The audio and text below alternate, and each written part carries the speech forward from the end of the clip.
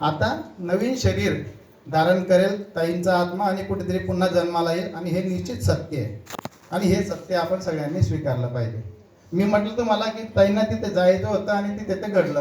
त्याच्यासाठी एक छोटीशी गोष्ट सांगतो, एक दृष्टांत सांगतो आणि माझं बोलणं संपवतो. दृष्टांत असा आहे की स्वर्गामध्ये गरुडाची आई झाडलोट करण्याचं काम करायची, स्वच्छता करण्याचे काम करायचे. त्या स्वर्गामध्ये एकदा एक खूप मोठी सभा भरली. सभेमध्ये वेगवेगळे देवता आपल्या आपल्या वाहनाने आले.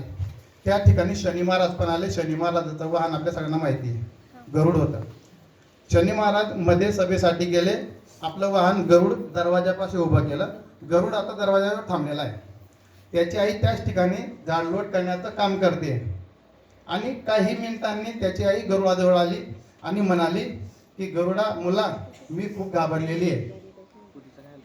घाबरलेली आहे आणि माझं देहाचं काय होईल मला काही सांगता येत नाही. गरुड म्हणाला की आई तू असं का बरं म्हणते? तर आई म्हणाली की या ठिकाणून आता जसं बाकीचे देवता गेले तसं यमराज पण मध्ये सभेसाठी गेले आणि त्या यमराजांनी माझ्याकडे पाहिलं आणि मिश्किलपणे हसले आणि त्यांच्या डोळ्यामध्ये एक वेगळ्या प्रकारची चमक होती आणि त्यावरून मला असं वाटतंय की त्यांच्या डोळ्यात माझा काळ दिसत होता आणि ते मला कदाचित घ्यायला आले असतील. तर तू एक काम कर, लवकरात लवकर मला कुठेतरी अशा ठिकाणी ने की ज्या ठिकाणी यमराज पोहोचणार नाही. गरुड म्हटल्यानंतर आपल्या सगळ्यांना माहिती आहे की गरुडाची एक जी फलक असते पंख्यांची ती 12 किलोमीटर पार करत असते. गरुडाने त्या आईला म्हटलं की तू चिंता करू नकोस, माझ्यामध्ये एवढी ताकद आहे की मी तुला साधा समुद्राच्या पलीकडे 5000 किलोमीटर अंतरावर नेऊन ठेवते. गरुडाने आपल्या आईला पाठीवर बसवलं. गरुड उडत गेला. 5000 किलोमीटर अंतरावर पार एका गुहेत आईला ठेवलं आणि तेवढ्याच वेगाने 2 तासाच्या आत सभा संपण्याचा आत गरुड त्या ठिकाणी दरवाजावर परत आला. सभा संपली. सगळे देवदेवता बाहेर आले. त्यांच्यासोबत यमराज सुद्धा बाहेर आले.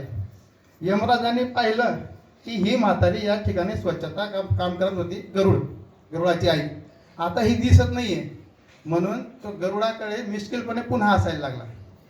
त्या गरुडाने विचारलं की यमराज, तुम्ही गेले तेव्हा आईकडे पाहून हसले, आई तुम्हाला घाबरली, पण आता तुम्ही नेमकं आश्चर्यचकितून का पाहत आहे? तुमच्या चेहऱ्यावर आता समाधान वाटतंय म्हणे, का असले होते तुम्ही तेव्हा?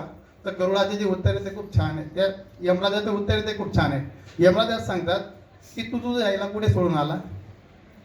गरुड म्हणतो की 5000 किलोमीटर अंतरावर या ठिकाणाहून एक गुहा आहे, त्या गुहेत मी सोडून आलो. अरे म्हणे, बरं झालं, तू माझं काम खूप हलकं केलं. जेव्हा मी आत आलो तेव्हा ही म्हातारी इथे होती आणि झाडलोट करत होती. मी विचार केला की हिचं मरण 5000 किलोमीटर अंतरावर असणार एका गुहेत आहे आणि ही अजून इथे कसं काय? ही तिथे केव्हा जाईल आणि केव्हा येईल? मी तिथे काळ म्हणून तिथे जाऊन तिला मारू, असा माझा काही प्रश्न होता. तू माझं काम हलकं केलं. आता त्या ठिकाणी काळाच्या रूपामध्ये सर्प त्या ठिकाणी आहे आणि तो तुझ्या आईला दंश करून त्या ठिकाणी त्याने मारलेलं आहे. माझं काम खूप हलकं झालेलं आहे. आपण सगळं म्हणतो सहज की त्या ठिकाणी जायला नको होतं, हा मोटरसायकलवर गेला म्हणून त्याचा ॲक्सिडेंट झाला, जायला नको होतं. That is nothing. हे सगळं बोलायच्या गोष्टी राहतात.